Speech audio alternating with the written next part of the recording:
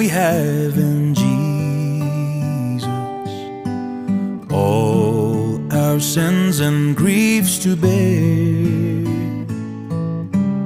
What a privilege to carry everything to God in prayer. Oh, what peace we often forfeit. Oh, what needless pain we bear. All because we do not carry everything to God in prayer. Have we trials and temptation?